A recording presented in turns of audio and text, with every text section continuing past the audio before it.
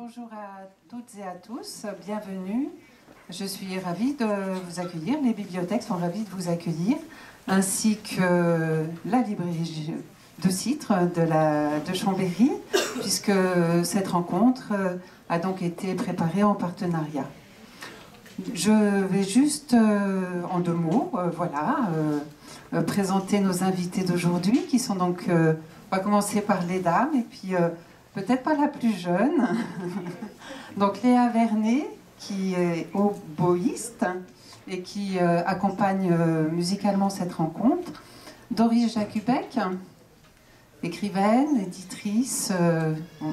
Marie-Pierre vous présentera sans doute bien mieux que moi. Et puis Joël Vernet, donc écrivain, poète, voyageur, je crois aussi, que nous accueillons aujourd'hui, donc dans le cadre du Printemps des poètes de cette année.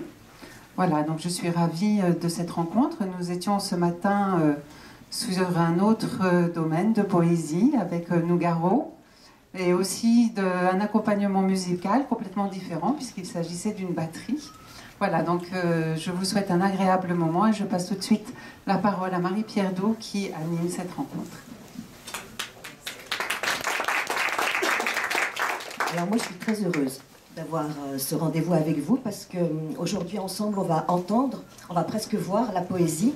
On a rendez-vous parce que c'est le Printemps des poètes. J'aurais aimé que la poésie se dise aujourd'hui sous un soleil éclatant, mais je crois que la météo, on a décidé autrement. Et je suis ravie de partager ce moment avec vous trois, avec Léa que je vais découvrir, entendre pour la première fois, avec Doris qui est l'éditrice de Joël, entre autres, qui dirige la collection Mini Zoé, qui est universitaire, chargée de cours dans le monde entier, qui dirige un centre de recherche sur la langue romane, qui a fait une entorse, je crois, un peu au règlement en éditant un Joël Vernet qui n'est pas suisse. Vous nous raconterez un peu votre rencontre et les conditions qui vous ont amené à travailler ensemble. Et puis Joël Vernet, qui est un écrivain important, je vais dire, qui a jalonné presque la moitié de ma vie. Et je suis toujours très heureuse de partager des moments avec lui. Alors, indépendamment d'être un grand baroudeur, c'est aussi un homme de cœur, un homme fidèle, et puis un écrivain brillant, lumineux, voilà. Donc je vais vous laisser commencer cette rencontre avec ces mots qui vont être dits et lus. Bonjour mesdames, bonjour messieurs, et merci d'être venus. Il fait un vrai temps de bibliothèque, donc c'est parfait pour tout le monde. Personne n'est puni de devoir rester dedans. J'ai rencontré, alors je suis plutôt critique littéraire qu'écrivain, et il a fallu que je prenne ma retraite pour essayer d'écrire moi-même, non pas seulement réfléchir, sentir, aimer les mots des autres, mais essayer de trouver mes propres mots. Et le texte que je vous lirai tout à l'heure, c'est le premier texte que j'ai publié dans cette ligne-là, qui est une ligne nouvelle, pour moi.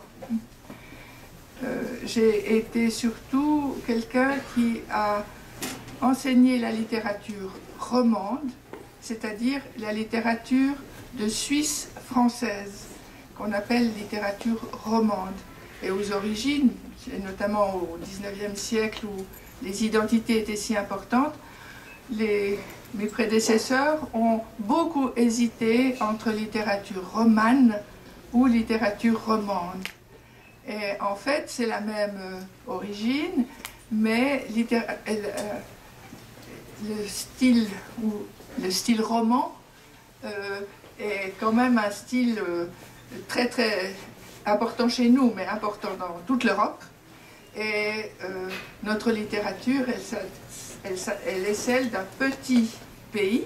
C'est la partie suisse-française de la Suisse.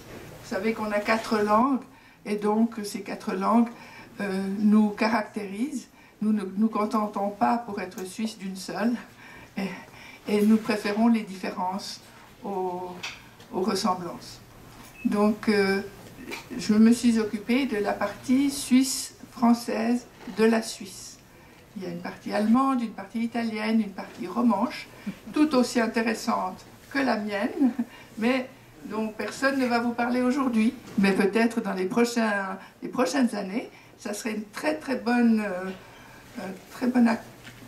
bonne approche de ces littératures qui essayent plutôt de voisiner et de se comprendre que de se défier. Et en ce sens, on a une chance magnifique, nous, en Suisse française, parce qu'on a d'emblée des écrivains inspirés par l'Italie, inspirés par l'Allemagne, inspirés par la tradition romanche, qui sont en quelque sorte nos confrères, nos consoeurs. Et je pense que cette pluralité des langues qui nous constitue comme un seul pays a quelque chose de très moderne et peut-être des pistes de réponse à cet enchevêtrement des langues qui est en train de s'installer en Europe. Je vais commencer par vous raconter comment j'ai croisé sur ma route Joël Vernet.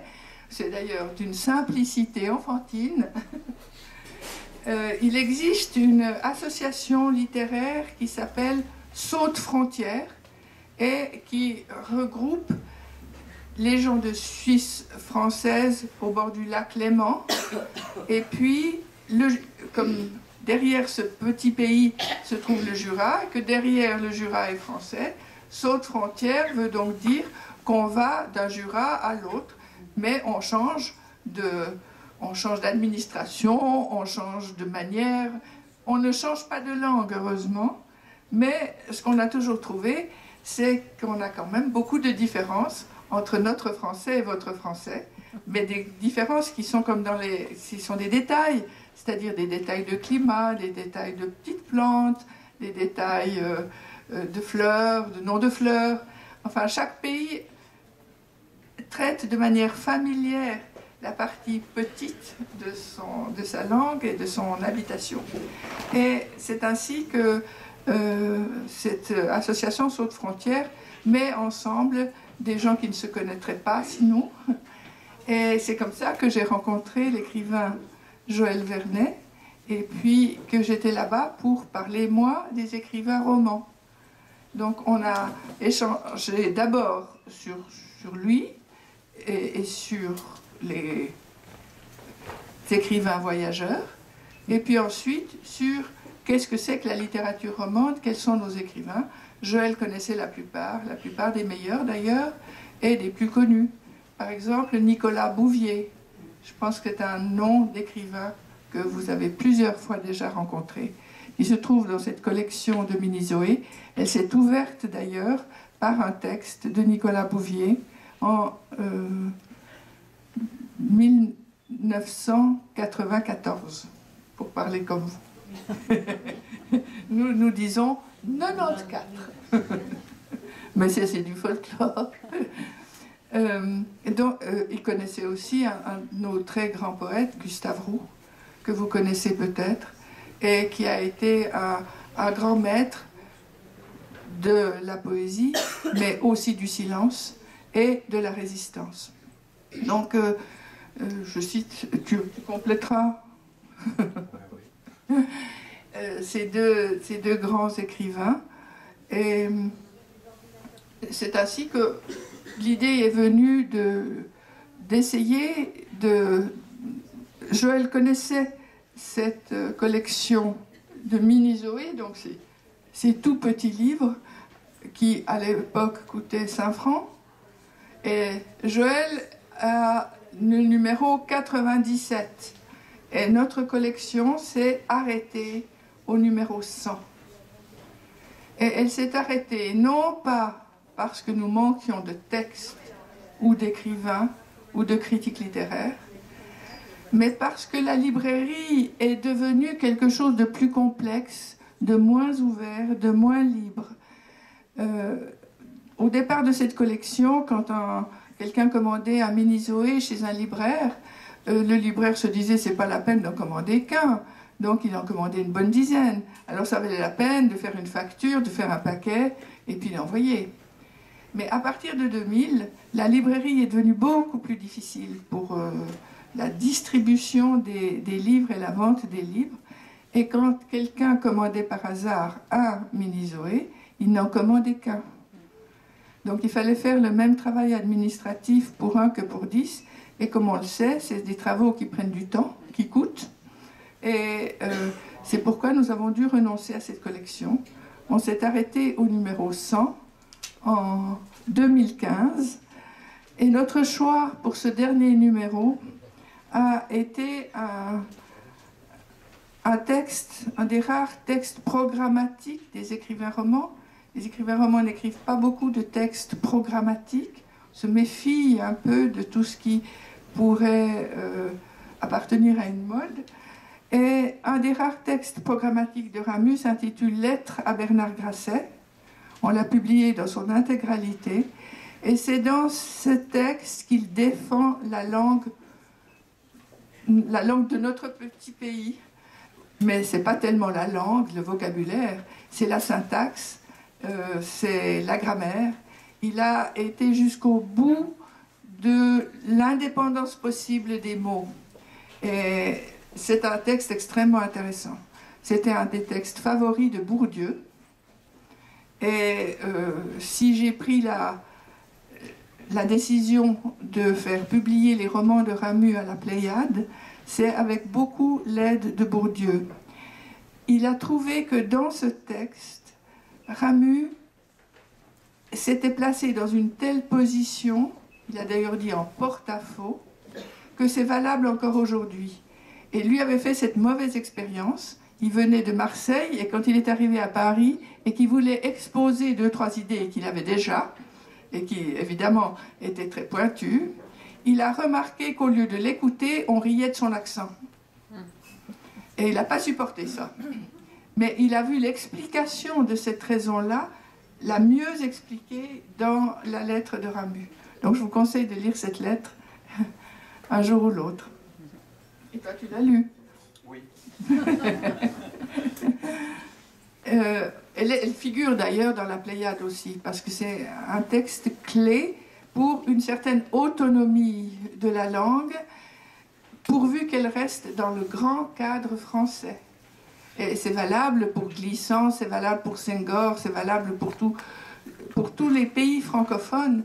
Cette lettre explique à la fois les différences, mais aussi l'intérêt et l'enrichissement de ce travail sur la langue. Et c'est comme finalement, Joël m'a proposé un texte pour cette collection. Et là, ce texte a été un peu difficile à recevoir par l'éditrice des éditions Zoé, qui s'était jurée de ne mettre que des écrivains suisses. Alors j'ai un peu argumenté sur le fait que ce n'était pas seulement un écrivain français, mais c'était un écrivain qui était très proche des Suisses, pour beaucoup de raisons littéraires dans son œuvre. C'est-à-dire le voyage partout fait qu'on observe avec des yeux nouveaux les choses même les plus familières. Et ces observations qu'il a fait dans tellement de pays différents, dans lesquels il s'est impliqué, dans lesquels il a vécu, c'était tout aussi valable pour la Suisse. Tout ce qu'il... il ne parle pas il ne parle pas de la Suisse dans ce livre, mais c'est plutôt sa manière, son observation, son sens des disparités et aussi sa grande résilience. Si on observe une disparité ou une différence, il faut aussi avoir la capacité de trouver un point commun, une convergence, un lieu qui ressemble. Et il a cet immense pouvoir imaginatif de passer des différences à des accords, à des ressemblances. Et finalement, vous voyez, il a failli passer à la trappe, mais 97, c'est quand même avançant. Alors c'est tout bon. Tu vas nous en lire un bout? Oui. Bonjour et heureux d'être ici à Chambéry, mais je fréquente un peu cette médiathèque parce que, mais maintenant je pourrais plus venir clando incognito, ça c'est ennuyeux pour moi. Mais j'aime beaucoup cette bibliothèque qui a des fonds considérables et bravo à tous ceux qui travaillent ici parce que tous ces gens, tous ces conservateurs font un très très beau boulot. Je suis quand même un lecteur relativement averti, je dois dire que je suis assez surpris par la qualité des rayonnages en poésie, en théâtre, en sciences humaines. Bravo à vous tous et toutes. Et donc Marie-Pierre aussi, puisque un jour elle avait une librairie, je suis passé devant la librairie et j'ai vu mes petits bouquins en vitrine. Je suis rentré comme ça et on a fait connaissance. Donc tout ça c'est très touchant. Et pour ma publication chez Minizoé, en fait, j'ai laissé croire à tout le monde que Thierry Vernet, qui avait accompagné Nicolas Bouvier dans son voyage Visage du Monde, était mon tonton. Nous avons pu convaincre la belle éditrice de Minizoé de prendre ce texte, et je pense qu'elle ne le regrette pas. Et c'est un texte qui fait écho à 30-40 années de voyage et de vie aussi en milieu rustique, milieu rural, etc. Je crois que c'est un texte qui est assez poignant, j'espère du moins. Voilà comment on va... Oui, alors... Oui, mais je vais lui donner tout de suite. Alors, voilà, on va lire, Léa, donc elle va faire des impros, et puis on va lui laisser la parole avec son hautbois. Ensuite, je ferai une petite lecture, on va intercaler nos voix. Et puis après, Marie-Pierre, qu'on ait un petit échange avec vous toutes et vous tous. Hein, c'est ça le but du jeu. Hein. Allez Léa, à vous.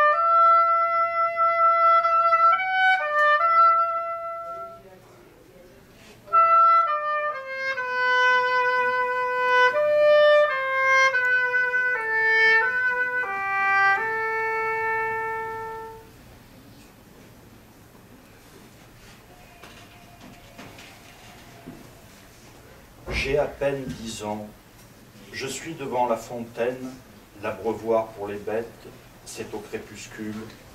Je lève les bras vers le ciel, l'horizon m'appelle. Dans tout mon corps tonne un orage. La cour de la ferme tremble sous un soleil de plomb tardant à se coucher. Je suis si léger qu'il me semble m'envoler là-bas. Des volailles caquettent en longeant l'ombre des remises, des quelques arbres que la nature a plantés ici, sans nous demander notre avis. Je le sens.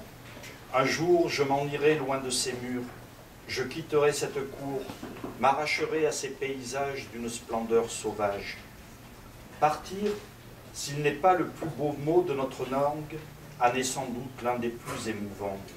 Oui, je quitterai le troupeau, cette vie de petit vacher. Le ciel me dit cela, cette lumière si particulière de fin de jour qui d'un trait m'éblouit le cœur, m'ouvre le regard. Oui, partir devient une belle chanson. Je regarde les bêtes qui rejoignent l'étable, lasses et lourdes, traînant leur fatigue, et si je connais chacun de leurs noms, je ne veux plus les suivre dans cette écurie où trop d'ombre règne. Je veux, je désire la lumière, le soleil, l'espace. J'en ai assez de cette nuit dans laquelle nous vivons aveugles les uns aux autres. Mes grands-parents n'ont jamais bougé de leur pays, ne sont jamais allés ni vers la mer ni vers Paris, n'ont aucun mot pour dire l'ailleurs, tout concentrés qu'ils sont sur leur sillon, leurs fenêtres basses, leurs maigres soucis. Ils vivent de très peu et s'en contentent, ne cherchant pas à deviner ce qui se joue de l'autre côté des montagnes. Ils ont suffisamment à faire avec le foin à rentrer, les bêtes à soigner, les lapins à estourbir, les céréales à vendre et le potager à chérir. Grand-père m'envoie souvent à la cave tirer le vin au tonneau. Tenant le flacon vide entre mes mains tremblantes, je ne m'attarde pas dans ce noir de crypte où, sans raison véritable, je sens pouvoir perdre la vie. À tâtons, j'ouvre le robinet. Je fais couler le vin au niveau du goulot, je détale à toute vitesse, arrivant exténué dans la cuisine qui sent le feu de bois, la suie et les odeurs du jour.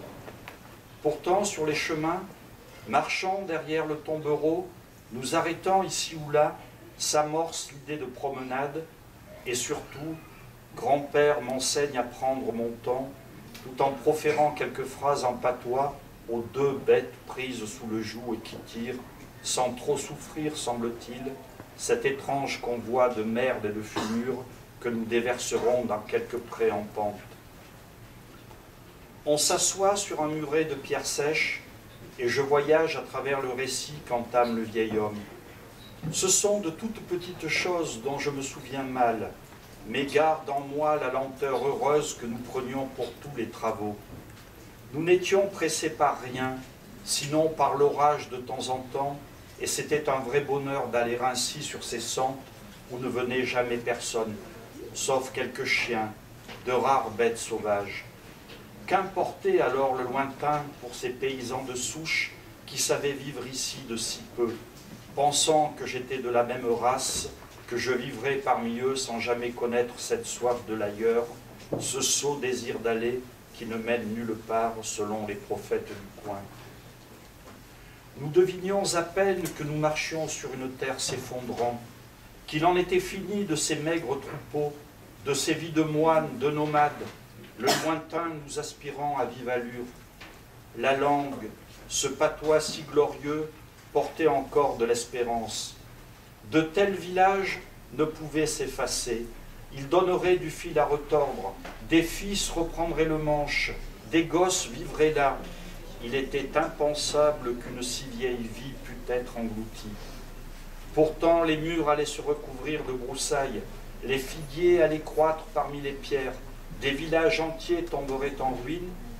Tout jeune, l'horizon m'a murmuré cela, cette très haute trahison, d'une voix si douce que je n'ai pu y croire lorsque grand-père marchait avec moi sur les chemins, la fin n'étant rien d'autre que notre ombre.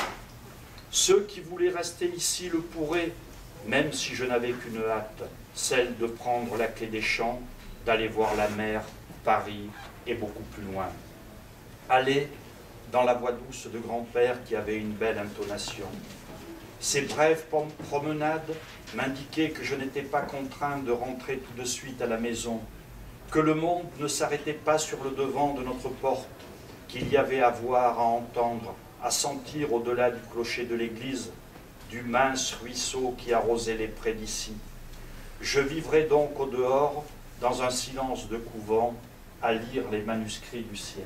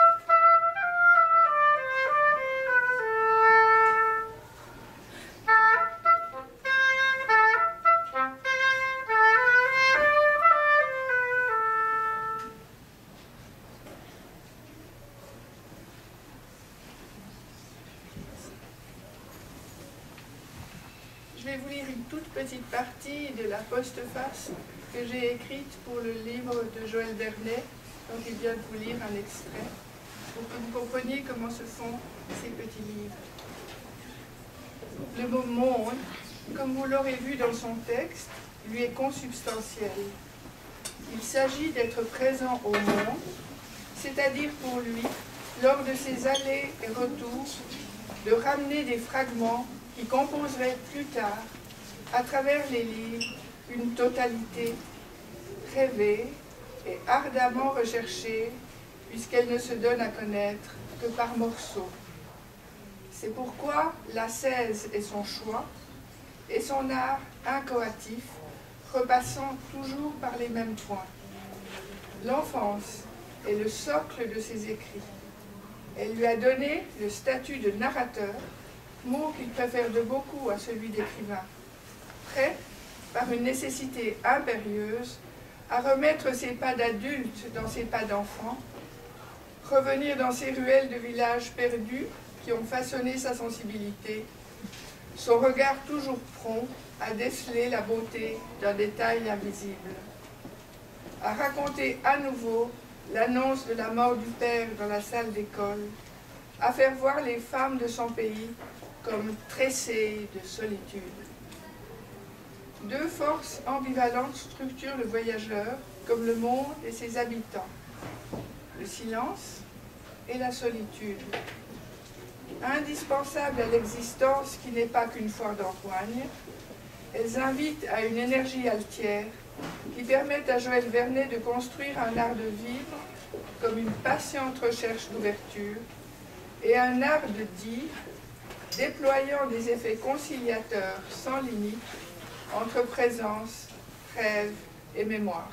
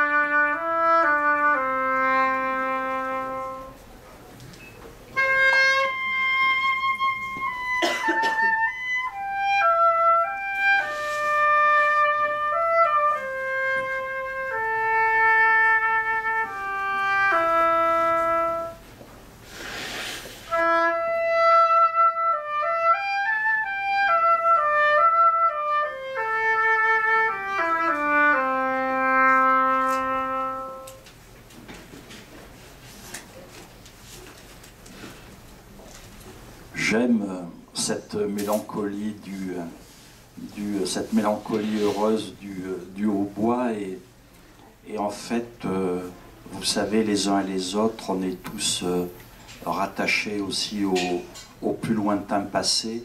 Et en fait, le hautbois, c'est un instrument qui était très utilisé par les bergers du Languedoc. Et c'est un instrument, bien sûr, sous d'autres formes que celui-ci, mais rustique et qui est joué sous toutes les latitudes, en Inde, en Roumanie, dans tout le bassin méditerranéen.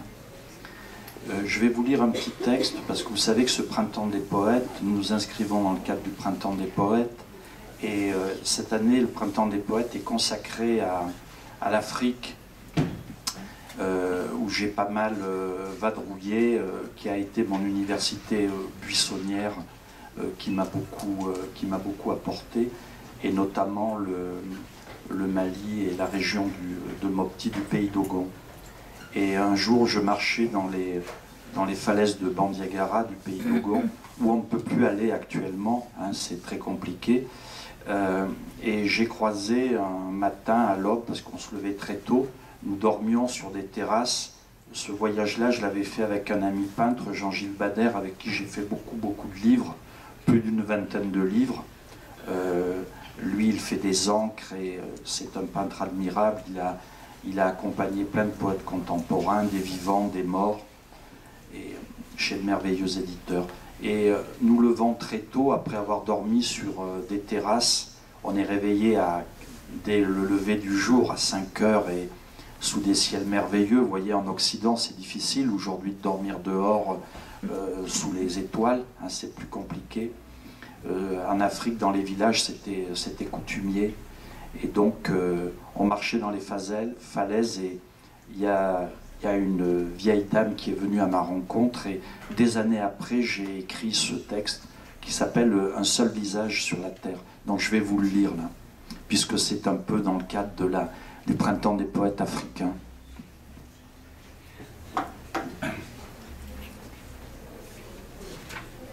Un seul visage sur la terre.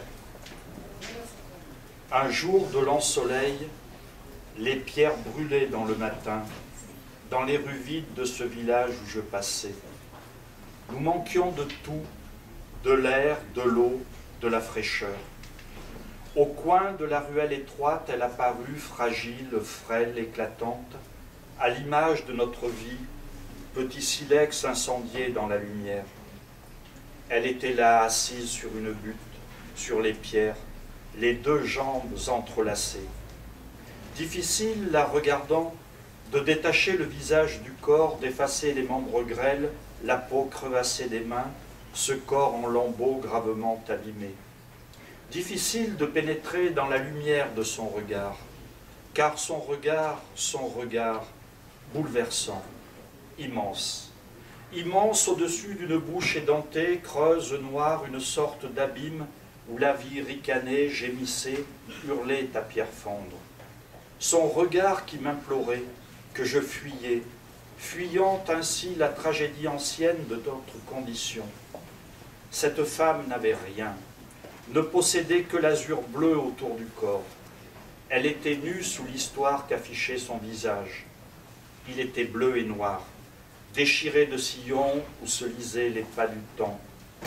Il venait de l'enfer, des orages, de l'injustice profonde de cette vie. Cette femme avait faim, tout simplement, avait faim. On ne sait plus ce que c'est qu'avoir faim, bien sûr. On ne sait plus du tout ici, à l'Occident du monde. Elle me tendait son visage dans le noir, dans la lumière, je ne sais plus très bien. Je cherchais la dernière étincelle derrière tout le bleu de ce ciel où palpitait l'impensable. Je discernais le cœur sous la peau, petite forme flétrie, harassée. Je le sentais battre si faiblement. De longs cheveux grisâtres dévalaient sur ses deux épaules maigres, ruisselaient sur la poitrine sèche, reprenaient source au bas du ventre, d'où émanait un cri, le premier cri entendu sur la terre. Quel cri! Pour quel destin! En elle, en tout ce corps flétri, je revoyais le corps d'une mère encore vivante, notre mère, le corps vieilli de notre mère, de toute mère sur la terre ensoleillée. De larges baies en or pendaient à ses oreilles. Oui, je l'avoue, sa détresse était belle, l'embellissait même s'il est terrible d'avancer cela. Elle était comme nue sous le soleil, véritable icône vivante que m'offrait le hasard d'une marche dans un dédale de pierre. M'approchant, je la touchai, sentis son odeur d'animal, une odeur de graisse forte, de bois brûlé, de pluie, de pourriture. Une fine veine chantait faiblement sous la peau de son avant-bras. À nouveau, parce qu'elle riait toute bouche ouverte, l'abîme noir de sa bouche, ce lointain creuset qui appelle, implore, et ce feu dans les yeux, ce feu, cette si mince flamme dans l'azur. Elle avança légèrement le torse, caressa mes cheveux, mon visage, prit mes mains dans les siennes. Ses narines contre ma joue droite renifler mon odeur, une odeur de sueur, de fatigue et de désolation. Ses yeux pénétraient sous ma peau, tandis que se balançaient deux oiseaux d'or à ses oreilles. Quel âge avait-elle? De quelle terreur ancienne jaillissait-elle? Habitait-elle une grotte dans la falaise célébrée par les chantres de l'ethnologie moderne? Une seule dent était le dernier vestige de sa bouche. Elle ne parlait pas, bien qu'elle connût notre langue, mais proférait des sortes de petits cris stridents, des sons de fond de gorge dont je paraissais être la cible. Il me fallait fuir, partir au plus vite, mettre un terme à cette rencontre, abandonner ce visage dans son ravin, l'abandonner vraiment, l'oublier, c'est-à-dire retrouver ma solitude. Je m'arrachai à l'étau de ses faibles mains et me mis à courir sous le soleil, en portant tout à la fois les débris et l'éclat de ce même visage, le premier et le dernier visage, celui que nous portons comme un masque. Je laissai le rire d'un instant à ses plaintes, à ses faibles vociférations. À mon insu, je m'étais approché du visage de la mort. Aujourd'hui, je sens encore la graisse de cet éclat sur mes deux mains, mais s'est effacé le grain de cette voix minuscule, de cette toute petite voix perdue dans le monde, la musique de ce visage disparu à jamais, de la lumière qu'il jeta dans mes yeux.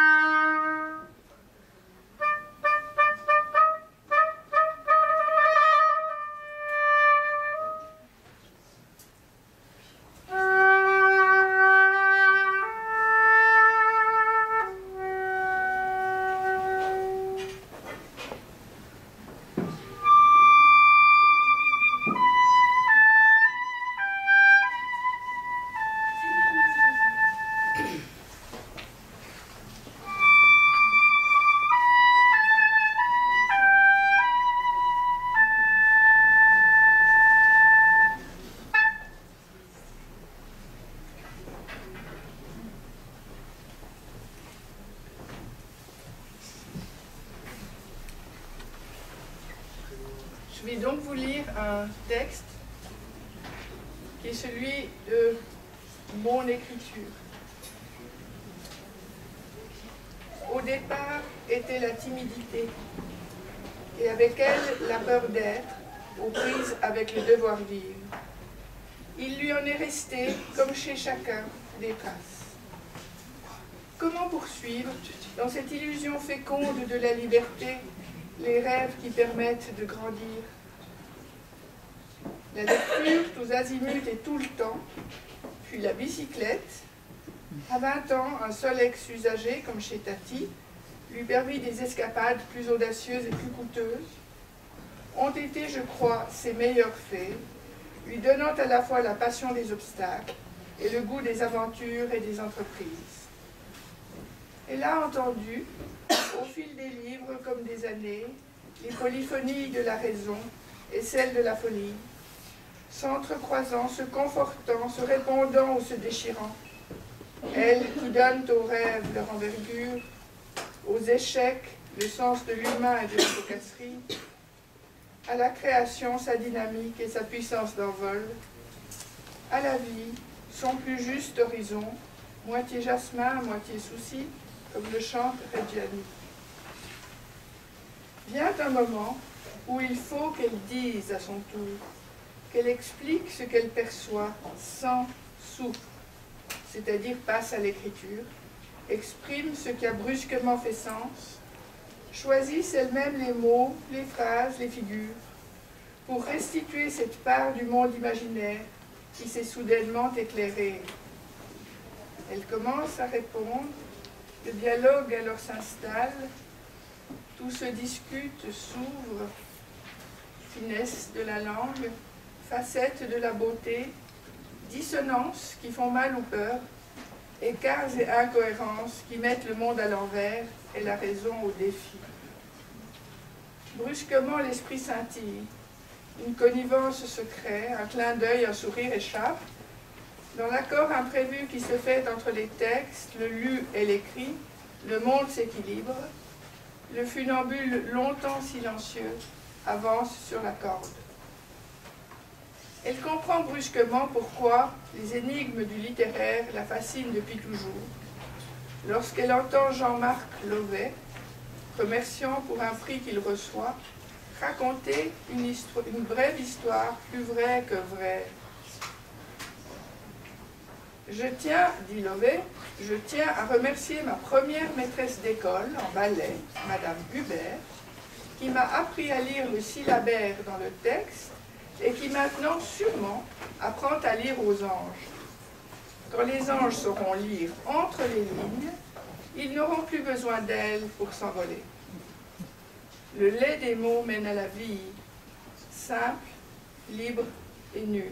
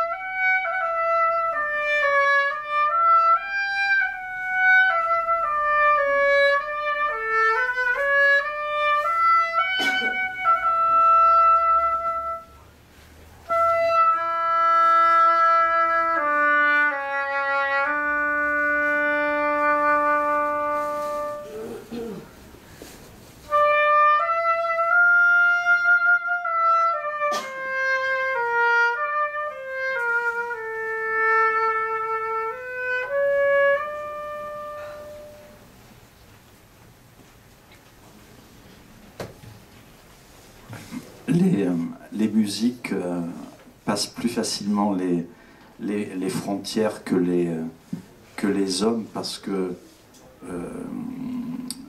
Léa, par exemple, est très touchée par un instrument mandingue qui est la kora.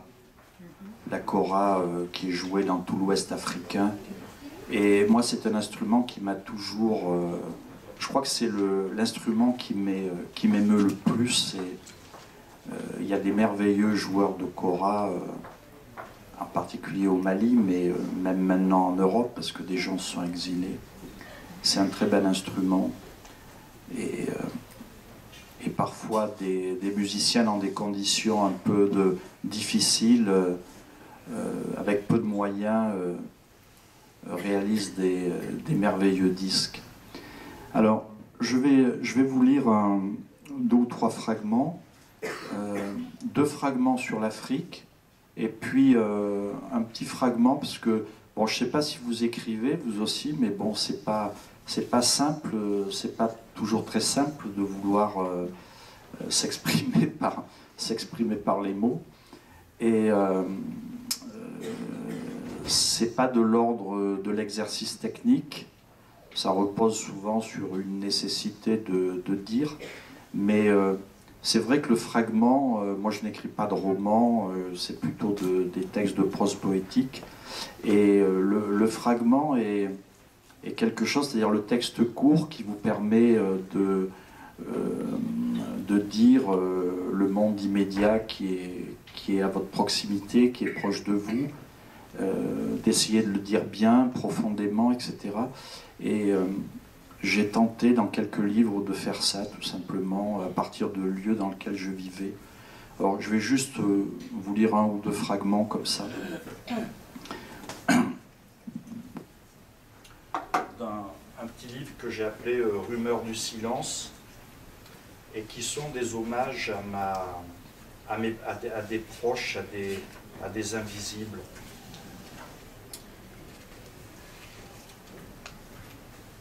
Est-ce le vent qui bouge devant mes yeux, ou le buisson si vert qui m'aveugle à force de danser doucement entre le talus et le muret où s'endort le soleil?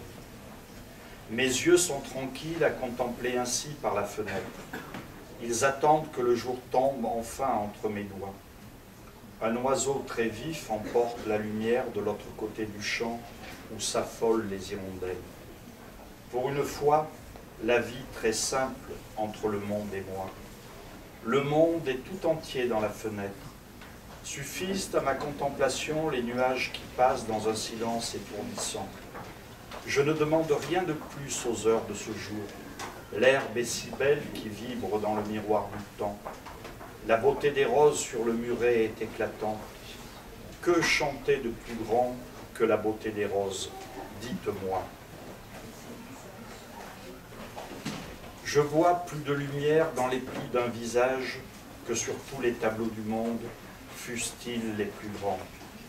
Et je voudrais parler une langue d'avant celle de l'alphabet, pure comme un bégaiement. La lumière est cet alphabet éternel. Quand je vois son visage, celui-ci semble me dire tout simplement que la beauté est invincible, qu'il n'y a pas lieu de se réjouir des drames de cette vie, que seule la rage ou la colère peuvent surgir si l'on piétine quelqu'un ou quelque chose de plus faible que soi. Je hais leur regard de menteur, leur soif de piètres commerçants, l'or qu'ils ont jeté pour endurcir les cœurs. Je préfère les roses qui sont les plus pauvres fleurs ou les genêts des terres de mon enfance. J'aime les nomades qui n'ont pas de maison, les pauvres des 5 continents, tous ceux qui ont le cœur sur la pomme. Cette leçon est celle de la mort que nous connaissons si mal. Je vais vous lire 2 petits textes sur l'Afrique.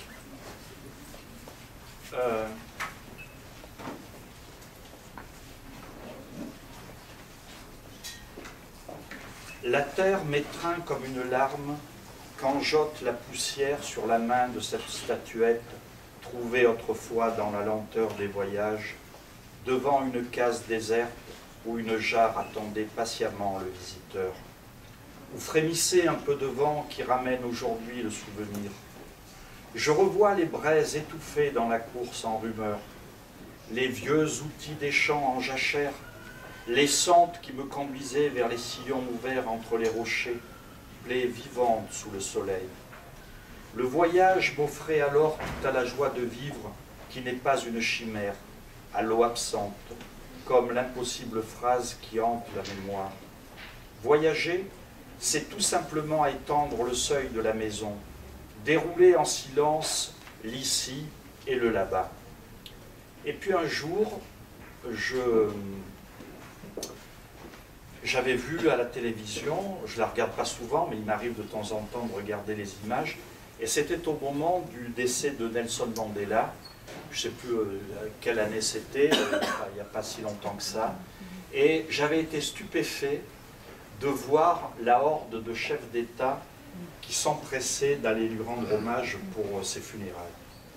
Alors que tous ces gens-là, tout au moins la plupart, durant les partis qu'ils représentaient, avaient nié l'apartheid pendant des années. Ce type-là avait fait 19 ans de prison, ou une vingtaine d'années de prison, et personne ne s'était véritablement soucié de lui, et ils allaient aujourd'hui tous s'incliner sur sa dépouille. Et je n'avais pas lu ses mémoires, et après j'ai lu ses mémoires, où j'ai aussi trouvé des belles choses. Et ce petit texte m'est venu suite à ces images. Seul, dans la chambre hantée par un froid vif qui a maudit tous les oiseaux, je lis le livre du grand homme, du géant qui a chassé avec tant d'autres les bourreaux, payant le prix fort d'avoir parlé à voix très douce, puis d'avoir pris les armes pour écraser la haine, la face du serpent. Je lis cela dans le livre qui n'est pas la Bible du malheur, tandis que les petits rois d'aujourd'hui se précipitent pour aller baisser les yeux sur la dépouille du vieux géant qui ignore jusqu'à leur nom. Car autrefois, ils gardèrent le silence, jetant désormais leurs éloges comme des fleurs fanées sur celui qui fut abandonné dans une prison où les vagues seules comprenaient son courage, salueuses son espérance. Vraiment, les petits rois font pâle figure, et je ne voudrais pas qu'ils ternissent gravement ce poème, mais je l'offre à tous ceux de plus tard pour qu'ils sachent dénicher le soleil dans le ventre même du serpent. Toute clarté est obscure pour qui ne veut pas voir.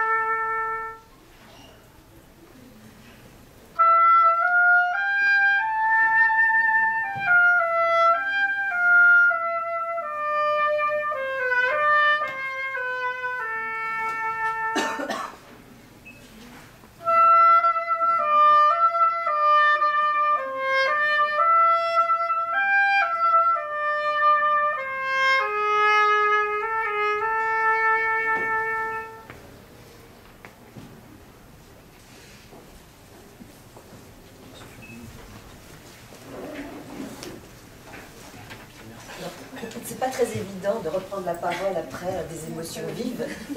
Je pense que vous serez d'accord avec moi. On va en profiter peut-être pour partager maintenant ensemble des questions, des émotions même. Moi, j'avais envie de commencer à vous poser une question, Liliane. C'est cette seconde voix, finalement, qui apparaît après leur mot à tous les deux. Est-ce que c'est quelque chose qui est de l'ordre de la traduction, de la recréation ? Souvent, ce que je fais, c'est que j'écoute le texte et puis j'essaye de me mettre en fait dans la peau de toutes les personnes qui écoutent, dans cet état-là où on comprend ce qui se passe, et j'ai pas prévu ce que je vais jouer à l'avance, parce que du coup, des fois, on va entendre un texte qui va pas correspondre à ce qu'on joue, donc j'essaye de vraiment écouter le texte, me mettre dans l'atmosphère du texte, et après, à partir de là, improviser. voir un peu, je fais des expériences en fait, à chaque fois c'est des tests instrumentaux, des fois je me dis bon ça va pas forcément, et puis des fois je trouve des choses qui sont belles et que je peux réexploiter après par la suite. Donc voilà, à chaque fois c'est de l'improvisation et à partir de ce que j'entends. Oui, c'est magnifique, ça marche. C'est vrai que ça multiplie encore le plaisir, ça le prolonge, et c'est accompagner encore les mots autrement, et c'est un exercice qui est très agréable à écouter, en tout cas. Alors, je ne sais pas ce que vous en aviez pensé. Merci, je suis contente que ça plaise.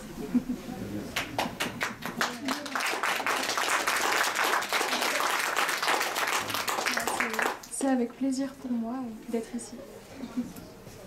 C'est quelque chose que vous faites régulièrement, du coup, ces rencontres communes?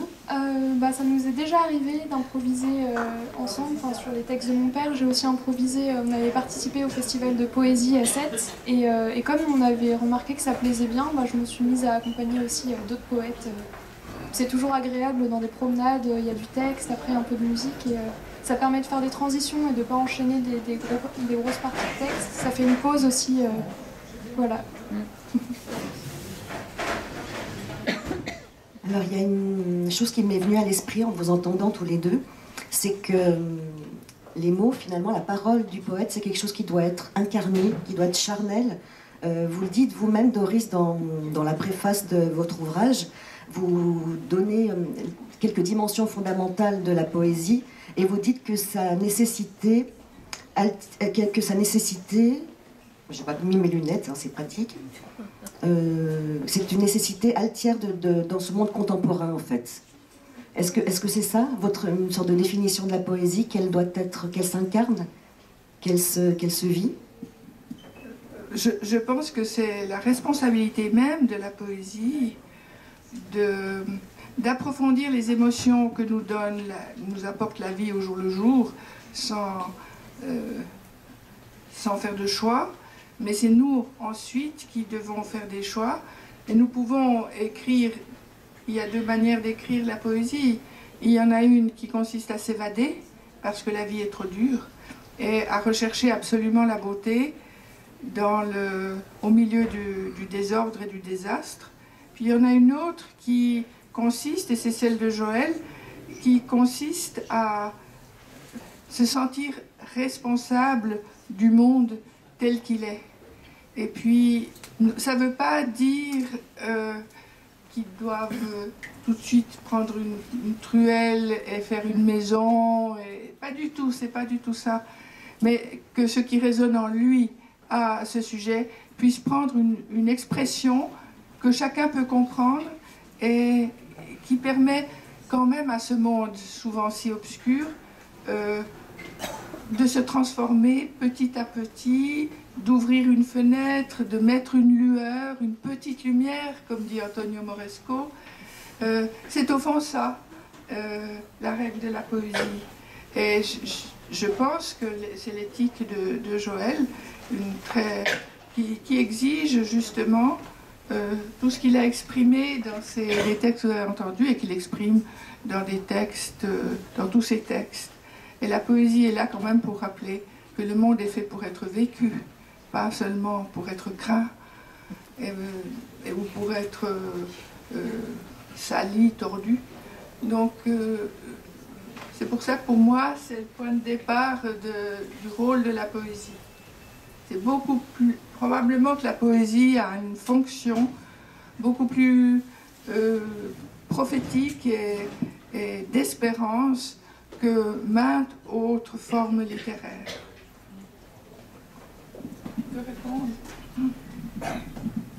Je ne sais même pas si je suis capable de répondre à une telle question, mais je pense que c'est une question qui nous interroge la vie durant.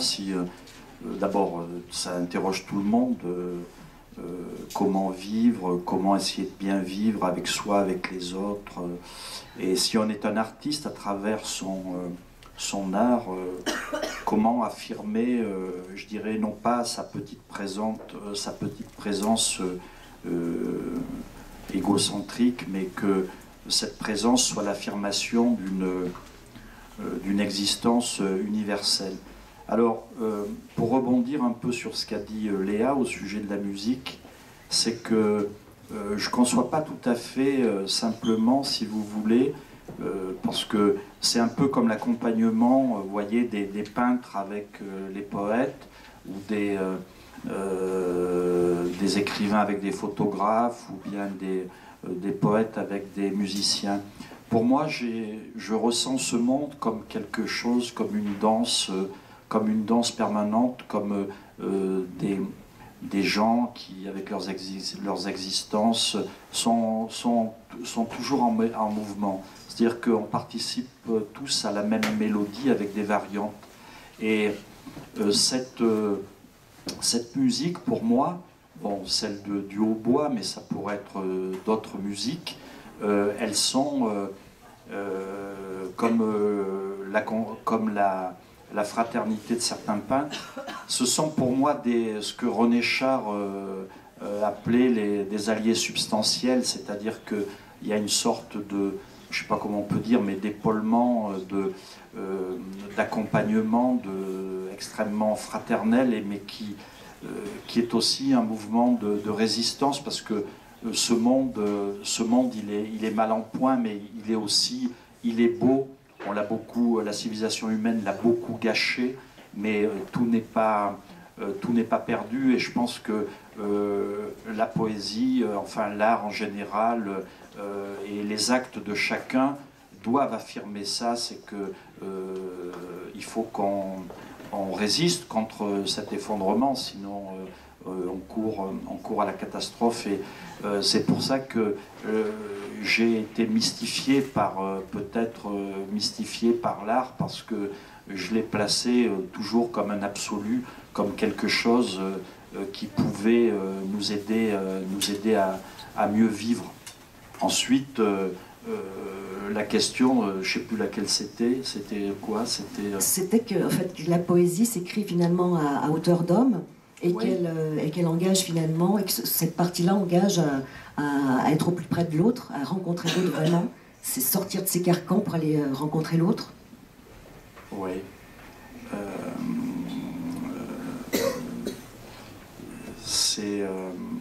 Tout ça est très mystérieux, mais moi, ce que je sais d'intuition, c'est que ça n'est pas quelque chose de l'ordre de l'exercice gratuit, et il engage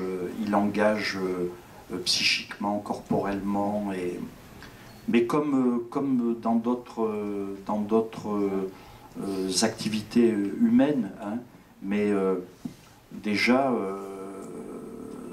si on prenait soin de soi, des autres, si on prenait un peu mieux soin de ce que l'on fait, on n'en serait peut-être pas là, hein, donc voilà, il y a une attention, disons que la poésie exige cette attention portée au monde. Peut-être que, comme l'ont dit plusieurs poètes, cette responsabilité, elle permet aussi d'apprécier le travail du poète comme le travail de l'artisan ou du paysan. C'est un travail pour réparer le monde. C'est pas un travail gratuit, c'est un travail qui a un but. Vous trouvez beaucoup de très très belles phrases ou vers ou passages chez Philippe Jacotet, de cette manière que l'art a de consoler ou de réparer.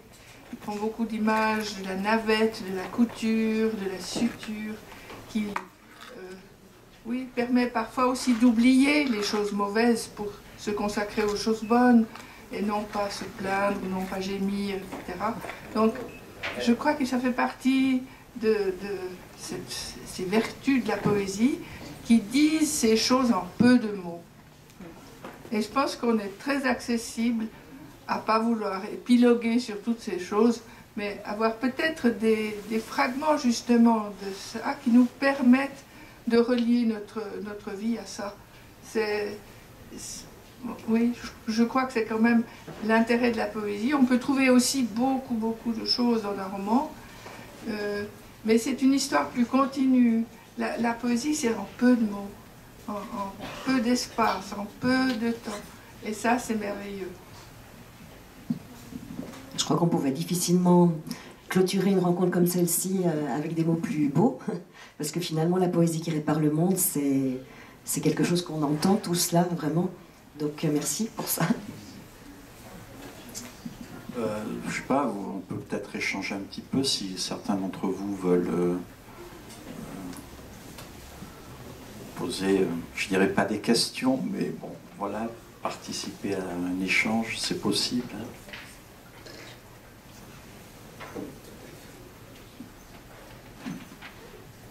Alors moi je vais... C'est pas une question en fait. Il faudra peut-être nous répéter la question parce que tout le monde va peut-être pas m'entendre. Moi je me demandais par rapport à vos voyages, est-ce que justement la poésie a été un peu, pas un facilitateur, mais est-ce que ça vous a permis d'entrer en contact justement avec d'autres artistes, écrivains, poètes, musiciens, danseurs, enfin je ne sais pas. Est-ce que ça a été pour vous, est-ce que votre écriture ou la poésie a été... Non, mais allez-y, quelque je chose vous écoute. Hein. Voilà, est-ce que ça vous a... Le mot aider n'est pas le bon mot, est-ce que ça a été un facteur de rencontre? Est-ce que ça vous a permis d'entrer en contact avec d'autres?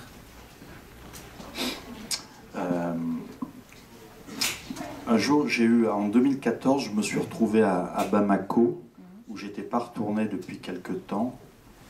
Et donc, j'avais écrit un petit texte, parce qu'il y avait là des musiciens, il y avait là des écrivains. Et donc, on nous demandait un peu il fallait prononcer quelques mots, quoi. Et j'avais écrit un petit texte qui ressemblait un peu à ça, sur ce que je faisais, quoi. C'est une vie sans gloire que la sienne, entièrement faite de contemplation et de désœuvrement, que vient chahuter le soleil toutes les intempéries. Il est le premier surpris à accueillir de si nombreux trésors, après que le regard lui a permis d'ouvrir les yeux. Il n'est plus qu'un scribe qui raconte ce qu'il voit, ce qu'il a vu, ce qu'il verra, cette barque des mots, des morts, des vivants, qui sans cesse glisse sous nos yeux, célébrant les adieux, les retrouvailles. Oui, écrire est une main pour la rencontre.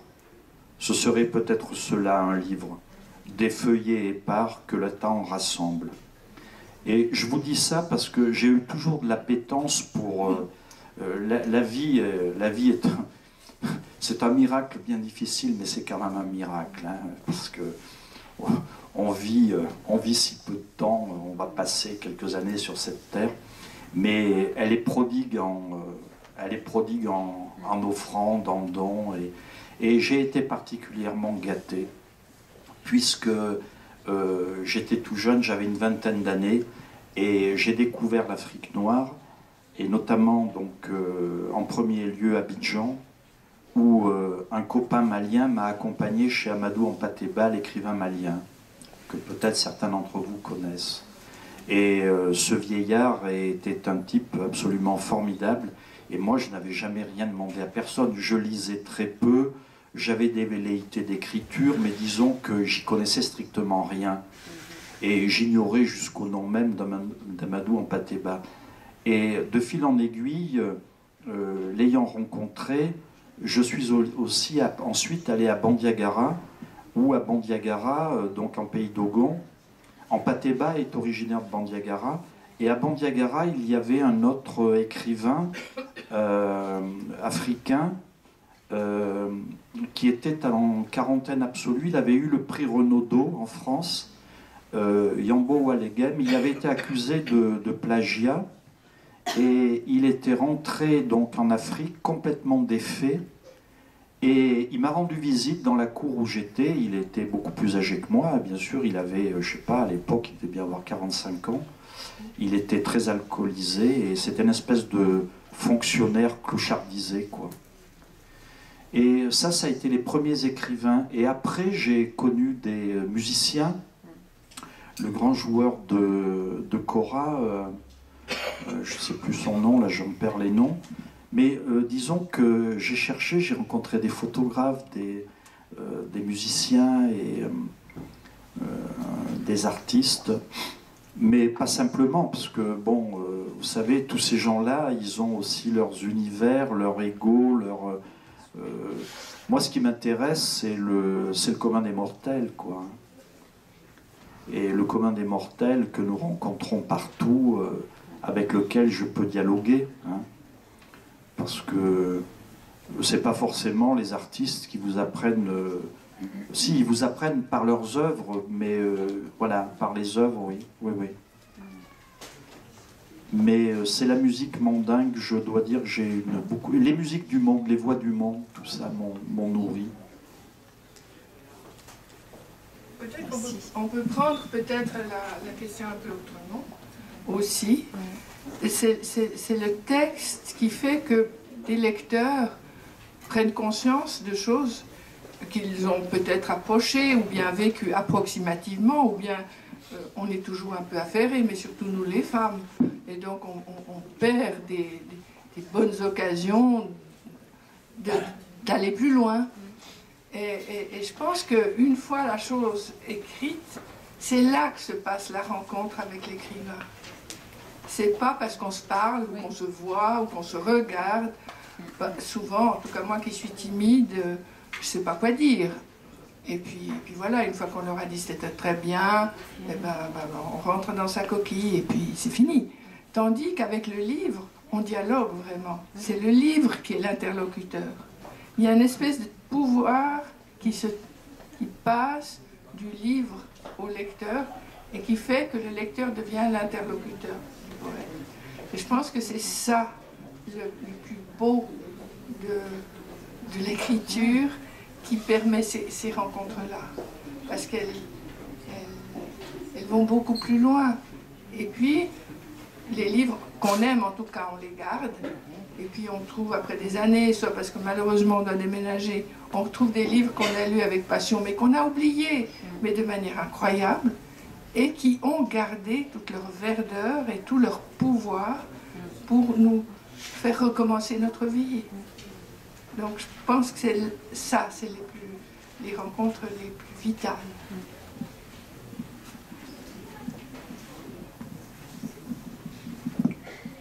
Oui, c'est des rencontres avec des espaces, des villes, des villages, des silhouettes comme ça,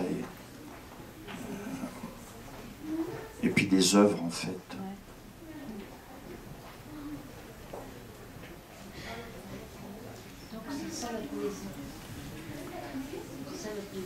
Ben, la poésie, je sais pas trop ce que c'est, si vous voulez. Finalement, je pense que c'est une attention. C'est difficile à résumer. Moi, je suis pas un bon orateur, hein, mais c'est difficile à exprimer ces choses-là.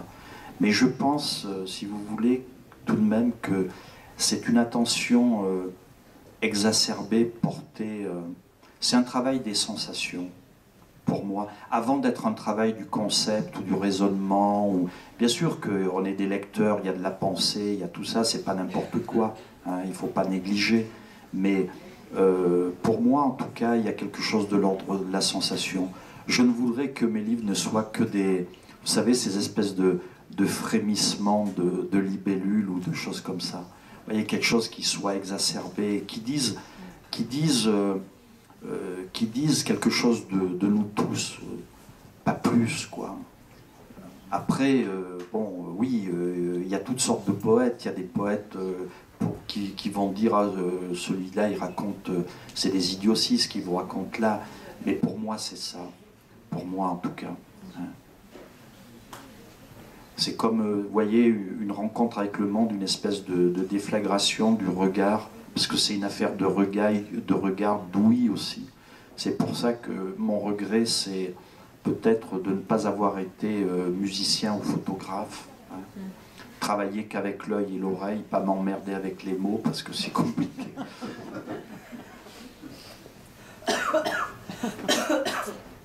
mais j'aime assez ce travail du photographe ou du musicien qui travaille à Louis. Mais c'est aussi compliqué que les mots, hein, sans doute. Hein. Allez, là.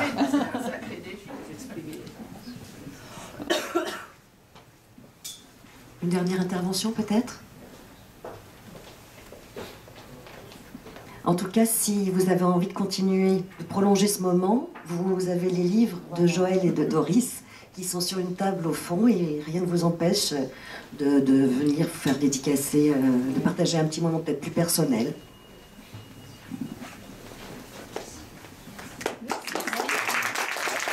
On peut peut-être demander à Léa si elle en a le courage. Hein.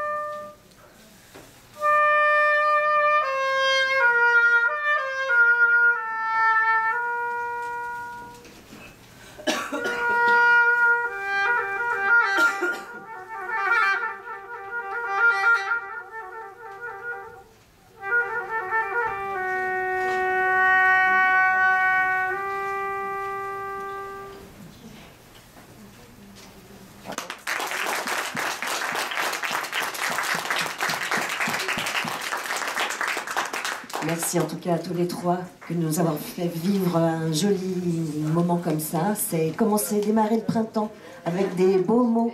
Ça remplace largement le soleil qu'on n'a pas eu aujourd'hui. Et puis merci à vous d'être venus, merci de votre attention. Et merci pour votre invitation aussi. Juste, je serai très bref, très bref. Mais le dernier petit morceau de Léa là, me fait penser à quelque chose.